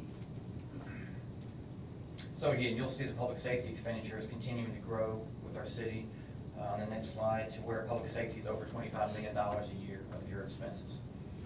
And speaking of which, so we'll bring in $18 million in property tax, we'll spend over 25 in public safety. So again, every time you bring in public safety in the general fund, doesn't account for what we will allocate to public safety, which goes back to the value of sales tax and our other fees and service revenues. We don't have all the updated police activity stats as of yet, but this chart's indicative of just, our population still exceeds over 50, but then you'll see up to 2016, the calls and services obviously are outpacing our growth, which obviously our daytime population, a lot of the calls happen, is greater than our regular population. But as soon as we get those updated for 2017, we'll come back and present those. As the mayor outlaid earlier, the major capital improvement projects. And again, these are what we are talking about, absent 1.5 and overlay, which is in the 902. The walking trails, the tennis pro shop, Canal Road will begin. Star Lane resurfacing is underway now. I'm sorry, the Church Road resurfacing underway now. Star Lane resurfacing, Getwell Road further south. Those are all contemplated in major capital improvements going forward, and also tied into the $6 million bond issuance. Next one is the stark reality of what happens when a tourism tax goes away. You'll see it. You'll see that our revenues were bringing in higher than our budgeted estimates each year, but now we will be back to pre-Penny for Your Parks days. And we've made the internal adjustments for that. As Ray mentioned, enterprise funds, these funds are self-sufficient, so everything generated by the user fees has to be spent back in utility and sanitation. The water well, again, is being paid for with cash that's going on right now. And of course, sanitation fund is what the monthly charge for sanitation. Again, just shows the water rates where we are in a sanitation rate and no increases for FY18. You'll see the next chart is how stable since 14 the water rates have been. No increase since actually FY13. And this next one, which shows our total GO debt, annual debt service, that does include absorbing the $6 million issuance, which we've talked about, which we will defer full payments for 2 years, which matches up with the time that we've got some of the older Snowden bonds rolling off to absorb this new issuance. We have an estimated $78,000 interest payment due in this budget, FY18, and then the payments, full principal and interest will begin after that. But those are absorbed into our current debt status, meaning that enough rolls off in 19 and 20 to absorb this, which you see, and the big drops again begin in 21 and 22, when we contemplated for the fire department and any other major capital expenditures at that point. But again, the primary focus of this budget really does depend on the foundation of that $6 million issuance for those capital improvement projects, where we actually lowered, we cut a lot of the operational costs in the 902 funding and moved that along with departmental cuts to offset the increase for that bond.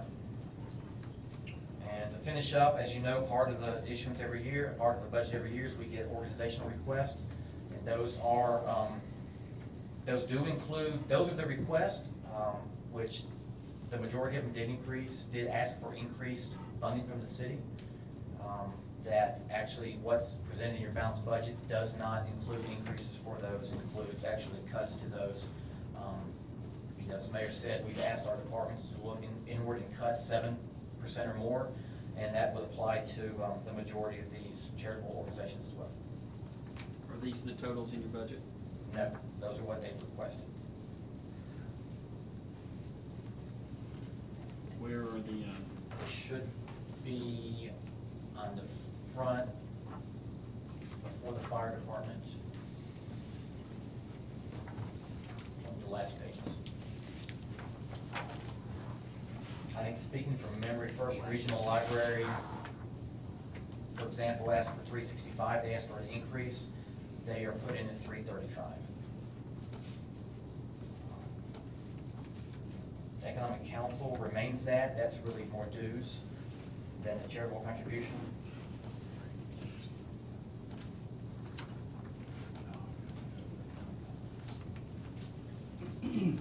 I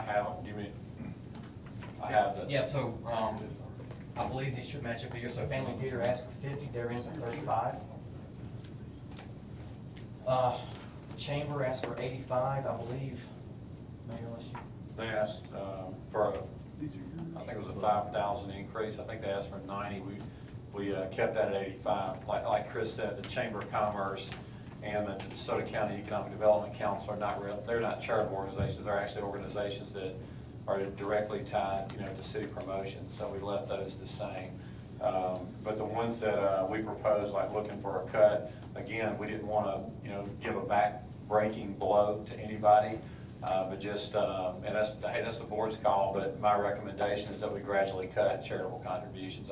We're having to say no to department heads, with needs that the city has, and we're giving money away to charities. I have a fundamental problem with that.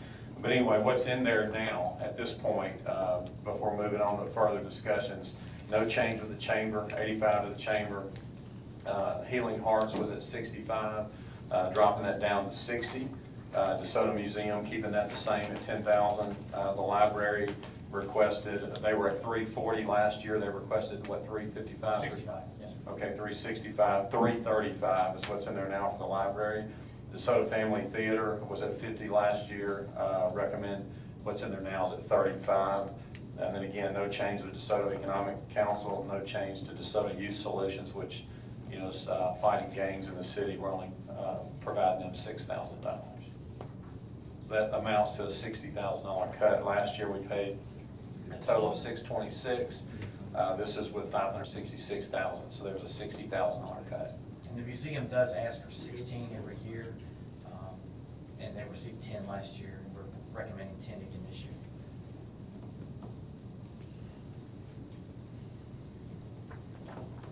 I think one of my concerns is I know the state has cut funding, their sources of funding on pretty much all these organizations.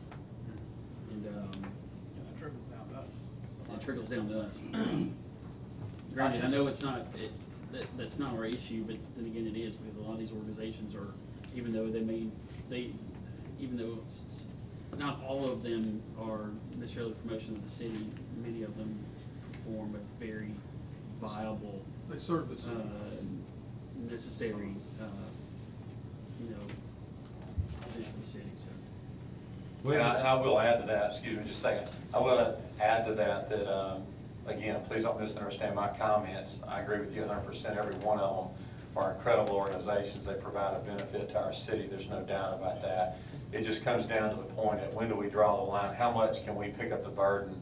You know, the ridiculous state cuts to some extremely good organizations. The City of Southaven is not big enough to handle the burden of all the state cuts. And it's not just with charities. You can look at, you know, the Region 4 mental health services. You know, they had major cuts with the state. We have people with mental illness that are in our jails. Yeah, in my opinion, that's a terrible decision to cut them. But then again, what do? They come ask us. You know, they in previous meetings they've come to us asking for help. We can't pick up the slack for the in my opinion, the non-prudent cuts that were made by the state of Mississippi. But I get your point, and again, I just want to make sure I clarify that. I think every one of these organizations are incredible organizations, but at some point, we just, the city's not able to carry the burden, you know, by the state cuts.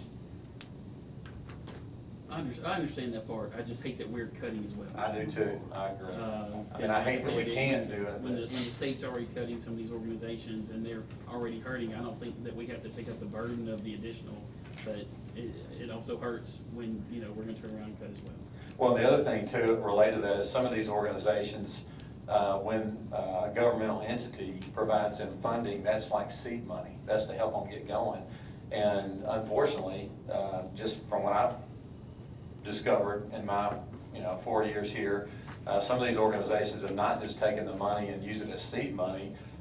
They've become dependent on us. You know, it's not fair that some of these organizations serve the entire county and we're the only city giving money. Right. Why are the other cities and why is the county not giving money? You know? No, I agree. I mean, and as y'all know, our primary goal is to, we got to handle our own operation first. I agree, and we got to cut where we got to cut. And let's not forget the state cut us too. Sure did. So who's going to help us with that? They cut us, what, around $2 million? $1.2 million. And again, that obviously is a great point, but I will add to that as well. The concern of that is not just the tourism tax as it relates to parks, it affects everything. It affects all of it. Because now, if we're gonna do something in parks, it has to compete for funds that are for infrastructure and everything else. It's all done as a capital improvement. So without that tourism revenue, that creates a burden on capital improvement as well. And not only that, I won't spend a lot of time, but it is important to note that our concern about the Penny Pier Parks is not just that. It's the funding for other issues in our city. I mean, what does it do to MDOT? I mean, what does it do, as I mentioned, to Region 4 Mental Health Services? Department of Corrections has been cut. That's affecting the county, which then affects us. I mean, there's a lot of, everybody talks about the penny for your parks. That's not the only issue. When you start sweeping budgets statewide, that affects a lot bigger issues than just parks in Southaven. And one other thing, if you notice now, if you're shopping on Amazon, the state did enact, Amazon is, paying a tax to the state. So, but that's not being relayed back to the cities. It's not coming back to the cities. Yeah. DOR's the state's keeping all the new Amazon tax, which they're being. So city revenue, so people in Southaven that order Amazon, which I'm sure there are none. Well, but it's a point to the state where they're not compelled, see, that's still up in litigation through cases about the nexus of your business and can you apply online tax if there's no physical location in the state or in the city. So is the state collecting 6%, 5% tax, or they? 7. 7? They're keeping it. Again, there are some who cut that from us, because they think it should come back to us. But I mean, that's obviously, that's gonna be, there's other litigation and other factors, but the state is not levying an online tax. Amazon was compelled, they're offering it up. Maybe it won't be so hard to swallow if they'll actually put that money back into roads and schools, infrastructure, instead of giving the cities, maybe we can actually see some improvement with it, it'd be okay. We'll see. Didn't know that, that's interesting. So again, this budget, the foundation's the mayor's sales capital improvement plan for that bond issuance, which is a 12-year deal. We're gonna do the interest in the first few years only. So it's a shorter-term bond, and that would lay the foundation for all the projects moving forward.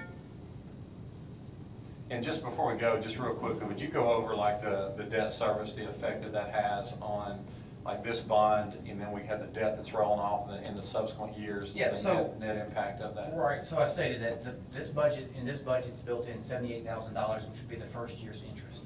Then it would be $157,600 and $157,600 in 19 and 20, which our natural growth in our assessed valuation will absorb that into the debt service fund.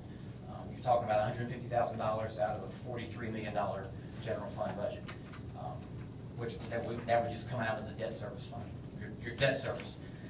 Beginning in 2021, that note would then become $687,000, which again, that's the year where you'll have projected of right now where we're paying over $5 million in 2021, your debt service is 4.2.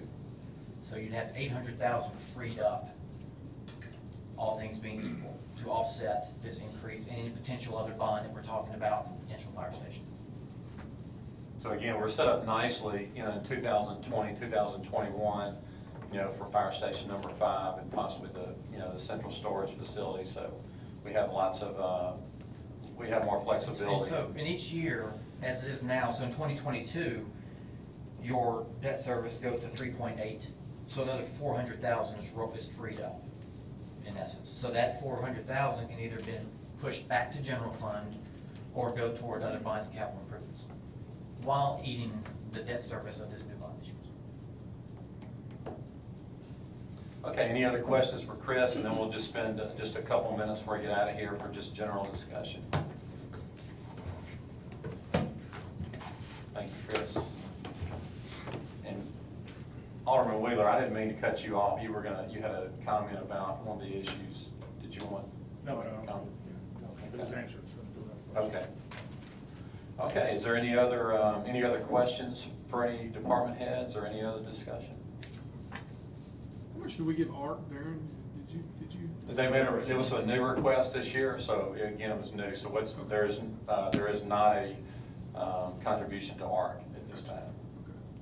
Again, a fine organization, but a new request. So if our goal is to trim, we can't add new. Gotcha.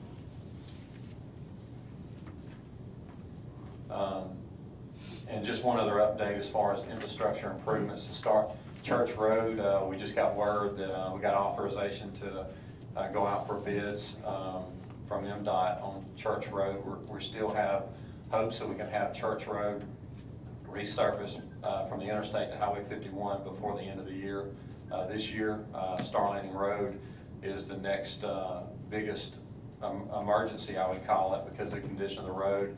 I've talked with the county about that. We do have an estimate, to resurface the road all the way from Getwell on the east side all the way to the city limits on the west side near the railroad bridge of about $1.2 million. The county is discussing that now. We've requested that they help us with a 50-50 co-op, since in the past they've led the projects for the widening project at Star Landing. So we're asking for their assistance on that. So we should know something about this soon.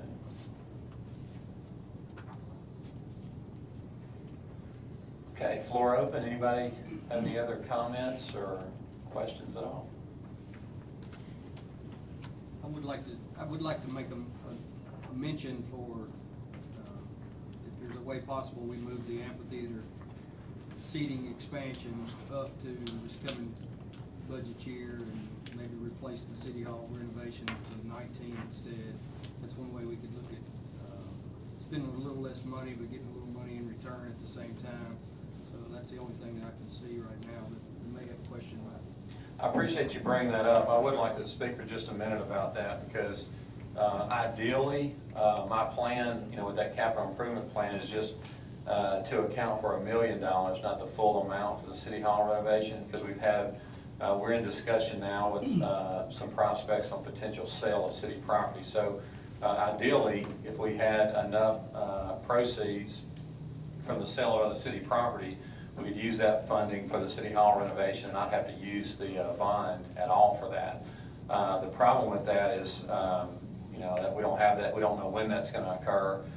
The other thing is, and I want to explain this to you in detail, it's not just about, making the building look pretty and the whole thing, although I believe your image is extremely important when you're bringing in developers from California, New York, which we are, and they come to this building. It's just, it's an image thing with us, but even beyond that, we're on hold from an operational standpoint. We need to do we're not efficient on the first floor. Like when people come in and they're going to the city clerk's office, they're having to go all the way through City Hall to get there. That should be the face of your building. So we want to move City Hall up to the area vacated by the chamber, but it's all a domino effect. I mean, we can't do that. I mean, we can't move the building department with planning and combine all that until city clerk vacates that and moves up front.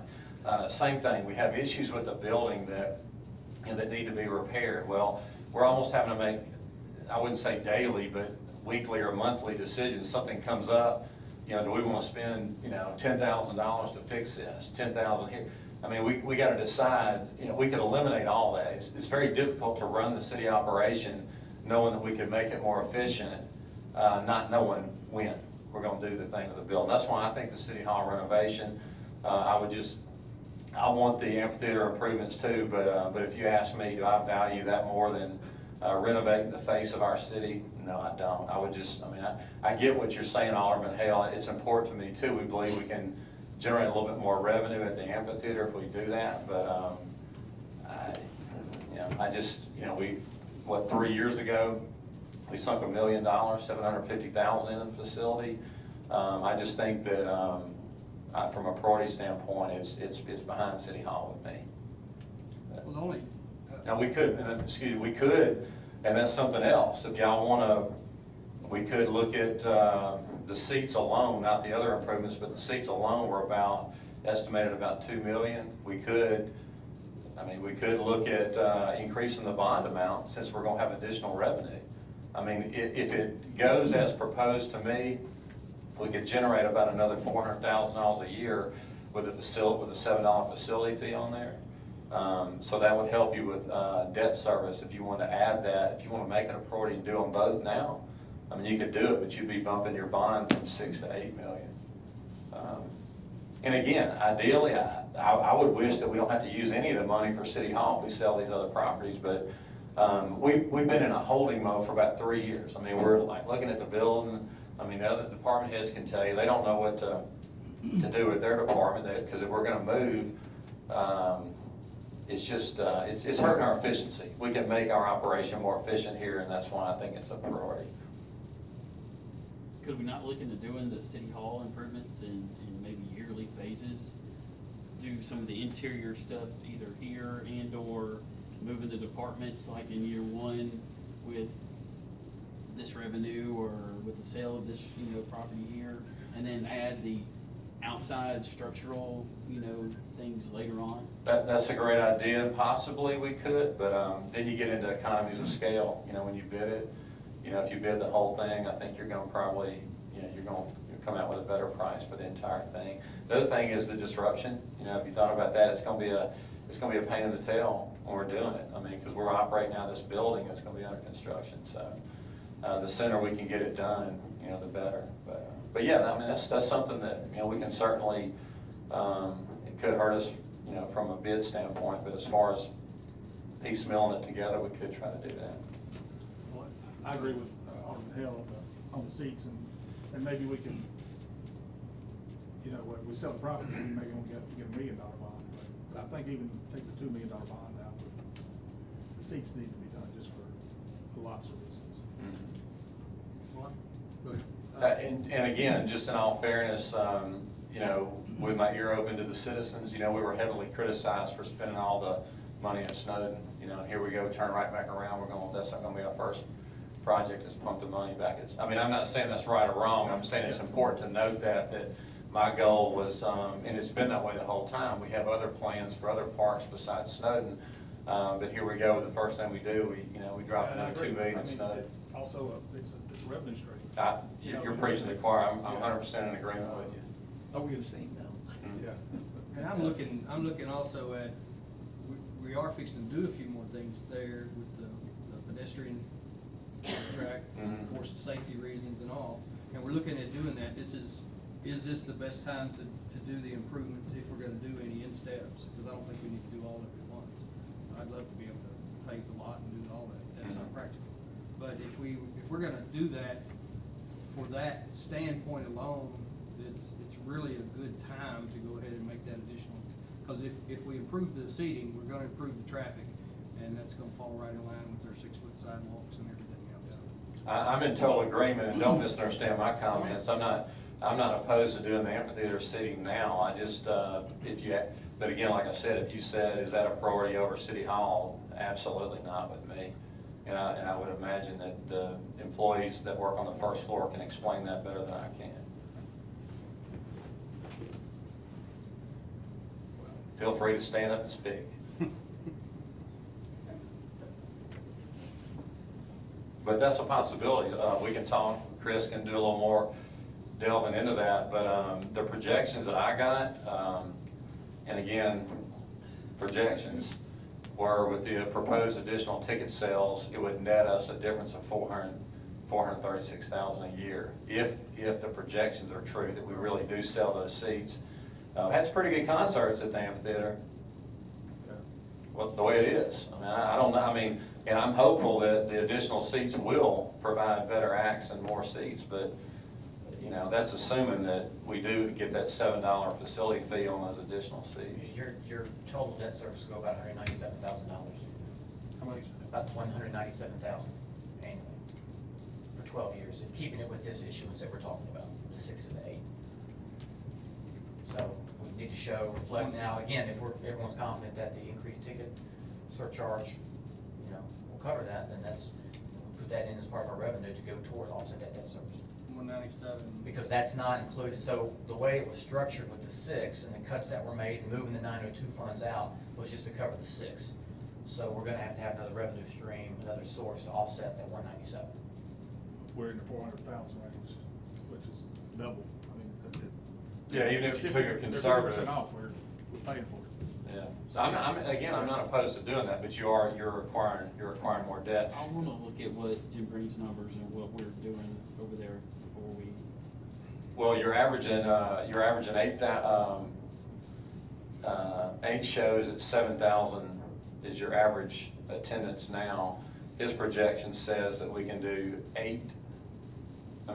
2 more shows at 8,000 per show, and then your change right now in the city contract, we're getting $1.50 per ticket. So his proposal is to raise that to $7 a ticket with the facility fee, which it works out to be about I think it's $436,000.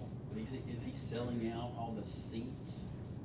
Those are his projections. The question I asked him is show me a presentation on before and after, like what you're doing now, and if we do these improvements with the seats, what do you think we can do? And that's the numbers that he gave me. I understand that's his projection, but I would like to see, is he selling out all the seat backs for the shows that he's doing now? Oh, I see what you're saying. Are we at maximum capacity Right. now? If we go and add 2,000, 3,000 more seats, Yeah. are we gonna have 2,000, 3,000 empty seats? That depends on the show. And that's what his point is, that with the additional seats, you can acquire some shows that have a seat minimum, like some acts won't come here. On some, but some of the same acts are. Yeah, I it'll be would some hope of the they same would acts. still come.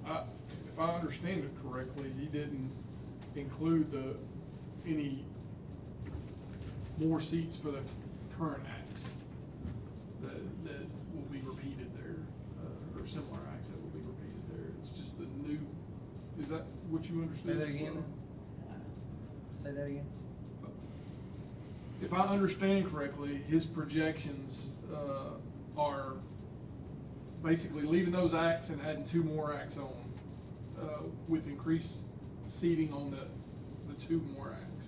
Is that what you understood? Or is he saying he's gonna Well, increase the the seating? question on I'm all? asking is, generally your lawn tickets are cheaper than your seat back tickets are. Are we having concerts where we're selling, I won't say more, but we're selling a whole bunch of lawn tickets versus Gotcha. Again, that depends on the available show. seat back? And I think the answer to Alderman Gallagher's question is that it's not that black and white. Like, he's looking at it from a season standpoint. Like he may have one act where they're not all full, but then again, it may allow him to get an act where he fills up, the additional seats in the whole arena, which offsets that. So we're looking at it, from a bottom line standpoint, not a per show standpoint. It doesn't mean that every show is gonna be filled up. No, you're right. That's Yeah. that's basically what I was saying But you is, have better chances if you have. right. He's gonna add a couple shows a year that are going to sell out, that he feels like are gonna sell out. And that the increased seating will be sold during those 2 shows. But the other projections are gonna remain the same. Well, I think he also said though that if you put additional seats in there, you can bring in other acts. Other different acts. Other different acts besides just That the ones won't that you come currently out. have. So though, he was projecting that some of those would sell out as well. So again, you know what, we can rant about It's it, but I great. think we really need Jim to come explain to us how he got to his numbers. Yeah, we can definitely do that, but yeah, that's something that, I appreciate Alderman Hill bringing that up. I mean, I'd love to be able to do it all at one time too. Again, I wanna say one quick thing about City Hall. The other thing too is, I wanna be true to what I've told the people of the city. I promised them that revitalization was a big part of my priorities, and this ties into revitalization as well. I can't go down to a building on State Line Road or Main Street and ask them to renovate their building or make sure their building is in compliance when ours is not. I mean, look at our parking lot when you walk out. I mean, is that really, that's hypocritical? I'm not gonna be like that. I mean, if we want true revitalization in the original business district, we need to set an example for that. And renovating our building will not only, give us a better image, help us with economic development, but it will take a main step towards the revitalization of the original Southaven. That's why it's important to me. Will that affect, minimal effect on our bond rating or any maximum allowed that we have, that type of thing? Capacity-wise, no. Okay.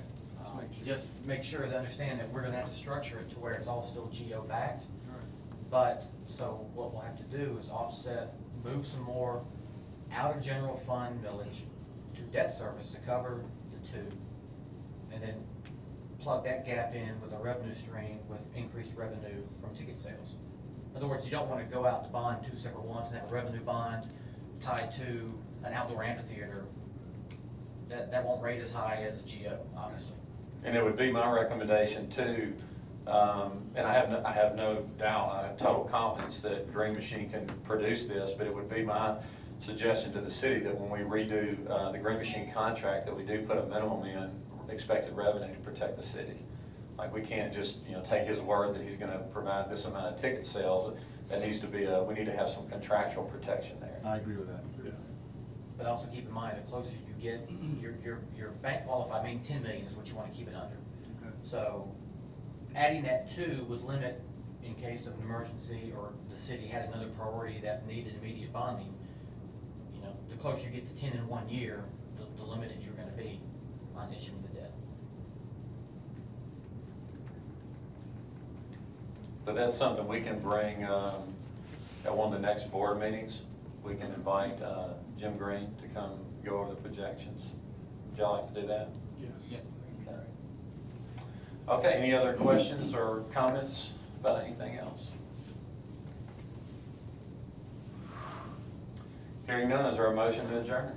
So moved. Got a motion by Alderman Brooks, second by Alderman Flores. All in favor say aye. Aye. All opposed say no. Ayes have it, motion carries. This meeting is adjourned.